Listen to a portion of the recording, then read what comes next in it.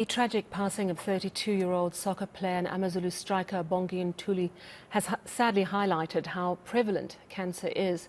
Typically, one is more at risk of cancer as you grow older. Well, let's find out more about cancer in younger people now. And I'm joined by Lorraine Govender, National Manager for Health Promotions at Cansa. And thank you so much, Lorraine, for joining us. Age is normally a risk factor, but are cancers among younger people on the rise?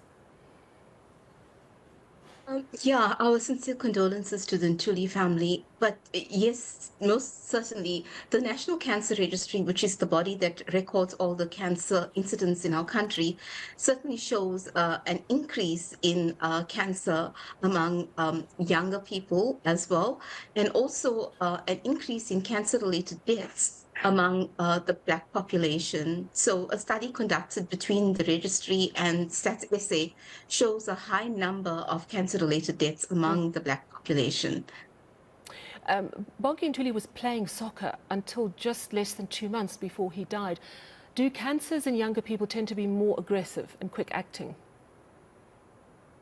Well, yes, most certainly. And it's simply because, you don't think that a young person is going to be affected by cancer. And often when the person goes to the doctor and they do tests, they don't think it's going to be cancer because you just don't think young people will be affected.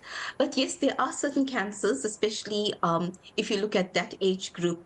It's more the lifestyle related cancers that are common, like lung cancer and among female cervical cancer. This is the older And age group, is that also you'll right? find uh, the younger people, yes, Oh, these really? are some of the lifestyle related, yes, the lifestyle related cancers, and even colorectal cancer is common among this age group. So it's often fatal simply because of the late diagnosis. And, if, as many of you know, if cancer is detected early, you have a better quality of life. And and that is why we think, it's aggressive. It's because it's been diagnosed so late.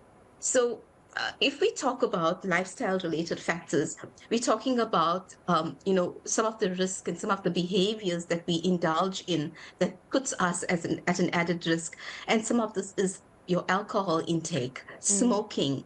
And if you look at lung cancer and you look at some of the other cancers, like colorectal cancer, and if you think about the diet and what we're eating, Yeah. lack of exercise, um, smoking is responsible for over 16 different types of cancers. And if you smoke and you have cancer, it really increases and makes it more difficult to treat. Yeah, absolutely. I mean, the issues around lifestyle, those are things we can really deal with. We can try and manage our diet, make sure we exercise, make sure we keep our consumption of alcohol really low, and make sure we absolutely don't smoke. Of course, there are the rare cancers and the genetic cancers that are going to be there, just sheer bad genetic luck, I would imagine. What are the early warning signs of any type of cancer in any age group that one needs to be aware of?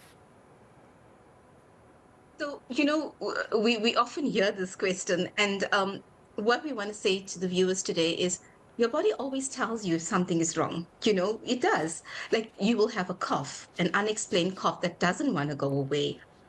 You can have unexplained weight loss. You could have diarrhea or constipation, loss of weight, loss of appetite. A lot of our patients and survivors tell us they generally had fatigue. They just felt tired for no reason. And when they went in and had themselves tested, much later, it was, they realized that they had cancer. So these are some of the warning signs. And but the problem often with the younger people is the misdiagnosis. So the doctor, if you have a cough and you go to the doctor or you have a fever, they probably do a chest X-ray or do a test for you for TB and think that maybe you have TB and it's not getting picked up and then treat you for that. So by the time the diagnosis is made, it's quite late. And then we also don't have enough screening guidelines. If you look at colorectal cancer, which is so common and it's affecting the younger people now, there isn't enough screening out there, routine screening for our people so that, they can have some sort of guidelines for early detection.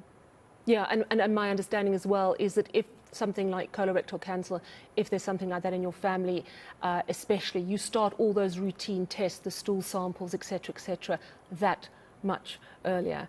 Lorraine Govender, thank you so much for speaking to us. Do appreciate giving us some insight into cancers and how they affect younger people. Lorraine is the National Manager for Health Promotions at the Cancer Association of South Africa, Cansa. Now,